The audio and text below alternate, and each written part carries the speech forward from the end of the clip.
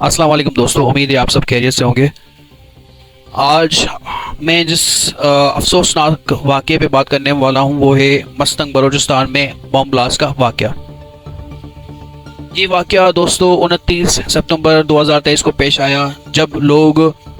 हुज़ूर करीम सल्लल्लाहु अलैहि वसल्लम की विलादत के मौके पे खुशी का इजहार कर रहे थे रैली के फॉर्म में। तो एक बॉम्ब ब्लास्ट हुआ जिसके नतीजे में एक एस्टिमेशन के मुताबिक बताया जा रहा है कि 50 से ज़्यादा लोगों ने अपनी जानें गंवा दी और मुतअद्दिद अफराद ज़ख्मी हो गए। दोस्तों, मैं जिस एंगल पे बात करने वाला हूँ वो शायद उस पर कम ही बात की गई हो कि ये 50 लोगों की जानें नहीं गई, ये 50 ख़ानदानों की जानें गई। वो ख़ानदान जिसके शायद वो जिसकी जान गई वो ही उनका कफील हो, वो ही अकेला उस ख़ानदान का ख़र्चा उठाने वाला हो सकता है कि वो एक अपने गांव, अपने कस्बे का एक अहम शख्सियत हो सकता है कि वो एक टीचर हो सकता है कि वो स्टेट में, इस मुल्क में किसी ऐसे काम का माहिर हो जिसका मुतबादिल कोई और भी हो। तो ये दोस्तों एक बड़ी ही लॉस है और ये लॉस हर कुछ वक्त अरसे के बाद हमें देखने को मिलती है और फिर हम अफसोस का इजहार करते हैं। दोस्तों, दुनिया में 200 से ज़्यादा ममालिक हैं और अफसोस के साथ ये जो वाक़यात हैं सिर्फ हमें इस खित्ते में रुनमा होते मिलते हैं। मैं किसी भी स्टेट, किसी भी कंट्री का नाम नहीं लूँगा क्योंकि मुझे इल्म नहीं है। मैं एक न्यूज़ जो है उसको बयान कर रहा हूँ और इस एक एस्पेक्ट को कवर करने की कोशिश कर रहा हूँ। खित्ता से मेरी मुराद है ये एशियन जो है खित्ता, ख़ास करके ये उसका जो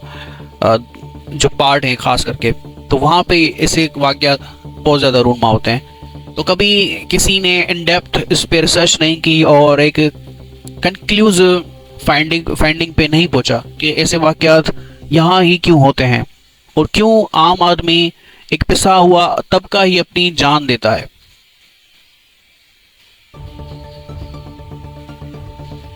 देखिए, हर किसी को अपनी जान प्यारी है और हर कोई चाहता है कि वो एक पीसफुल लाइफ जिए, और ऐसे जो वाक़यात हैं जब होते हैं तो एक ऐसी फ़िज़ा क्रिएट हो जाती है कि लोग अफसोस में पड़ जाते हैं और गम की फ़िज़ा में आ जाते हैं कि ये फिर से वाक़यात हो गया, और खुदा करे ऐसे वाक़यात ना हो और किसी को अपने भाई, शोहर, दोस्त की जान, उसकी जान इस तरीके से नहीं जाते हुए देखनी पड़े। अल्लाह से दुआ है मेरी भी कि जिनके अपने इस वाक़या में शहीद हुए हैं, अल्लाह उनको सब्र दे और अल्लाह उनके दिलों को सब्र दे कि वो अपने प्यारों की इस तरीके से शहीद होने पे बर्दाश्त कर सकें। और मेरी दुआ है कि जो शहीद हुए हैं उनको अल्लाह ताला जन्नतुल फिरदौस में आला मकाम दे। लेकिन दोस्तों, हमें इन चीज़ों पे बात करनी चाहिए, ख़ास करके यूथ को, कि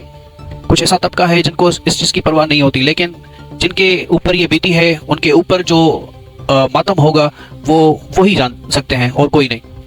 तो दोस्तों, ये थे मेरे व्यूज़ और शायद मैंने वो चीज़ कवर नहीं की होगी जो आप चाहते हो, लेकिन ये मेरे व्यूज़ थे और इस पे बात करना ज़रूरी था। उम्मीद है कि आपने मेरे व्यूज़ को एक पॉजिटिव वे में लिया होगा और इसको क्रिटिकली थिंक किया होगा और अपने हिसाब से इसको एज अ मालूमात लेने की कोशिश की होगी, ना कि एज अ नेगेटिव वे में लिया होगा कि